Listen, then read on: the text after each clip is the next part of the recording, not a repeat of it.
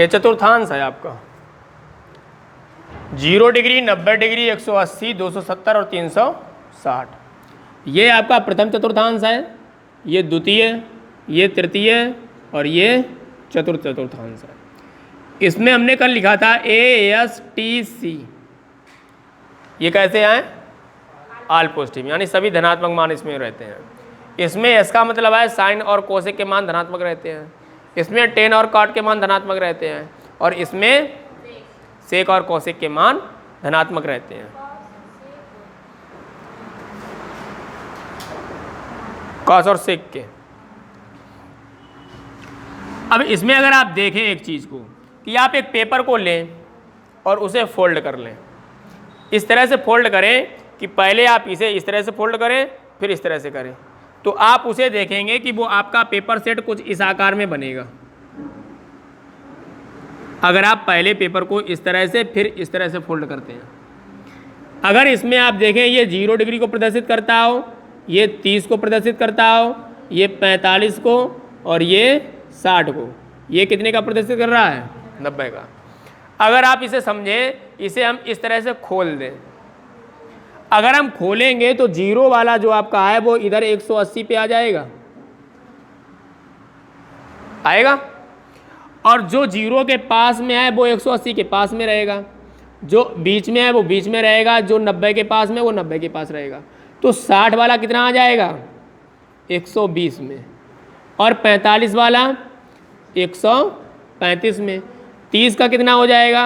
150 में। जो जितने में खुल के आ रहा है वो उतने का ही मान रहेगा। कितने का रहेगा? उतने का ही मान रहेगा। अब इसे इस तरह से नीचे अगर खोला जाए, तो अगर हम नीचे खोलेंगे तो जो आपका 90 वाला मान है वो कितने का बन जाएगा? 270 का बन जाएगा। 150 वाला मान आपका यहाँ पर आ जाएगा, वो कितने का हो जाएगा? 210 का। 135 वाला 225 का, और ये आपका 120 वाला 240 का। यहाँ पर आपका ये 60 वाला कितने का हो जाएगा? 300, इसके बाद 315, फिर 330, फिर 360। अब यहाँ से बहुत सारी चीज़ें आपको कन्फ्यूजन में आ गई होगी, समझ में नहीं आई हैं, कि हम भूल गए अब कि कौन किसके जगह पे आया था, कौन किसका मान होगा। इसे याद रखने के लिए क्या करते हैं कि सबसे पहले हम ये देखते हैं कि जो 90 का मान होगा वो आपका 270 का मान होगा। जो चतुर्थांश वाले मान हैं वो तो आपके वही रहेंगे। शेष बचे मान जो आपके हैं वो कौन से हैं? बीच में। जो बीच में मान हैं जिनके लास्ट में आपका 5 आता है, कितना आता है? 5 सिर्फ एक चतुर्थांश में एक ही बार आ रहा है, या तो 45 या 135 या 225 या 315। अगर इसमें कोई भी 5 वाली वैल्यू आती है जिसका इकाई के अंक में 5 आता है, अगर उसमें हमारा 45 का भाग चला जाता है तो 45 का ही मान रहेगा। इसमें से साड़ी में से जो 45 का मान है हम उसी को निकाल करके उसमें रख देंगे। लेकिन चिन्ह जो है वो हम चतुर्थांश के हिसाब से लगाएंगे। किसके हिसाब से लगाएंगे? चतुर्थांश के हिसाब से।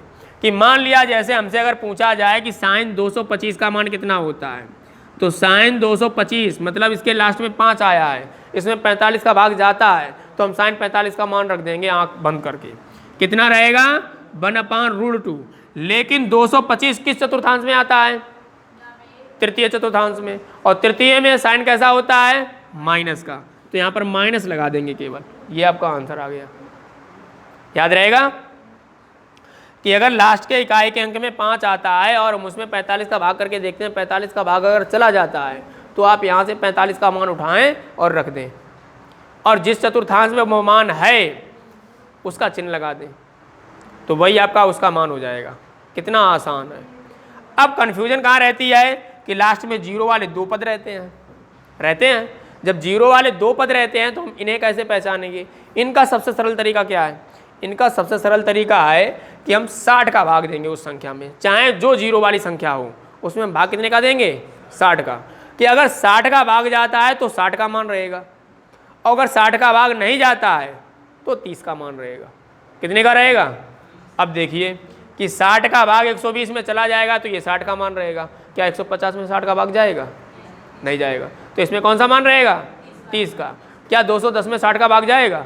नहीं जाएगा। तो इसमें कितने का मान रहेगा? 30 का। 240 में 60 का चला जाएगा, 300 में 60 का चला जाएगा। क्या 330 में 60 का जाएगा? नहीं जाएगा। तो इसमें मान 60 का नहीं रहेगा, किसके रहेगा? तो जिसमें 60 का भाग चला जाए वो 60 का मान, जिसमें ना जाए वो 30 का मान रहेगा। आपको 360 तक के मान याद हो गए, केवल 90 तक के मान याद करने में। ये चतुर्थांश आपके दिमाग में रहना चाहिए कि ASTC किसमें कौन सा अनुपात पॉजिटिव रहता है और किसमें निगेटिव रहता है।